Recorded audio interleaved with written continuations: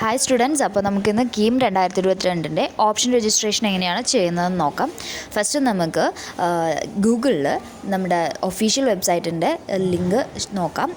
Official വെബ്സൈറ്റായിട്ടുള്ള ce.kerala.gov.in എന്ന് പറയുന്ന വെബ്സൈറ്റിൽ നമുക്ക് ഓപ്പൺ ചെയ്യാം. അപ്പോൾ നമുക്കിത് ഫസ്റ്റ് ഇങ്ങനെ ഒരു പേജാണ് ഓപ്പൺ ആയി വരിക. അതിൽ CE കേരള നമ്മുടെ ഫസ്റ്റ് എടുത്തു കഴിഞ്ഞാൽ അടുത്തതിൽ അവിടെ കാൻഡിഡേറ്റ് പോർട്ടൽ എന്ന് പറയുന്ന ഓപ്ഷൻ ഉണ്ട്. ആ ഓപ്ഷൻ ഓപ്പൺ ചെയ്ത് കഴിയുമ്പോൾ ഇതിങ്ങനെ നമുക്കൊരു പേജ് ഓപ്പൺ ആയി വരും. അതിൽ നിങ്ങൾക്ക് നിങ്ങളുടെ ആപ്ലിക്കേഷൻ നമ്പറും പാസ്വേഡും കൊടുത്തു കഴിഞ്ഞാൽ നിങ്ങൾക്ക് ലോഗിൻ ചെയ്യാം. ലോഗിൻ ചെയ്ത് കഴിഞ്ഞാൽ നിങ്ങൾക്ക് ഇഷ്ടമുള്ളൊരു കോളേജ് നിങ്ങൾക്ക് ഏതൊക്കെയാണോ കൊടുക്കേണ്ടത്, ഓപ്ഷൻസ് ഏത് ഓർഡറിലാണോ കൊടുക്കേണ്ടത് അത് കൊടുക്കാനുള്ളൊരു ഓപ്ഷൻ ഓപ്പൺ ആയിട്ട് വരും. അപ്പോൾ കറക്റ്റായിട്ട് നിങ്ങളുടെ ആപ്ലിക്കേഷൻ നമ്പറും പാസ്വേഡും കൊടുത്തിട്ട് ലോഗിൻ ചെയ്യാം.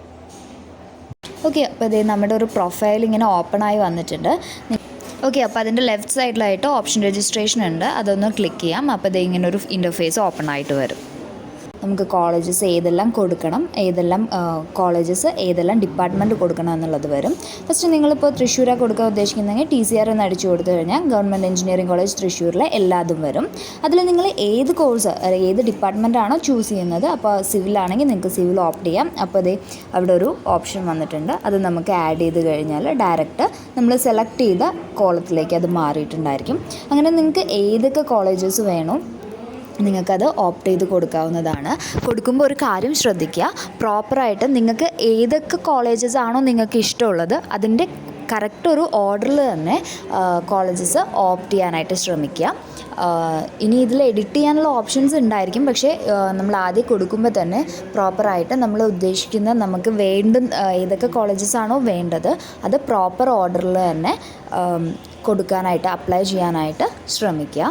ഓക്കെ, അപ്പോൾ ഇത് ചെയ്ത് കഴിഞ്ഞാൽ നിങ്ങൾക്കിനി അതിൽ സേവ് ഓപ്ഷൻ ഉണ്ട്. സേവ് ഓപ്ഷൻ കൊടുത്തിട്ട് നിങ്ങൾക്കത് മേളിലൊരു റെഡ് കളറിൽ സേവ് ഓപ്ഷൻ ഉണ്ട്. സേവ് ചെയ്തിട്ട് നിങ്ങൾക്കതിൻ്റെ പ്രിൻ്റ് ഔട്ട് എടുത്ത് സൂക്ഷിക്കാവുന്നതാണ്. അപ്പോൾ ഇത്രയാണ് നമുക്ക് ഓപ്ഷൻ രജിസ്ട്രേഷനിൽ ചെയ്യാനുള്ളത്. ഓക്കെ, അപ്പോൾ നിങ്ങൾ കറക്റ്റായിട്ട് ചെയ്യുക. So thank you.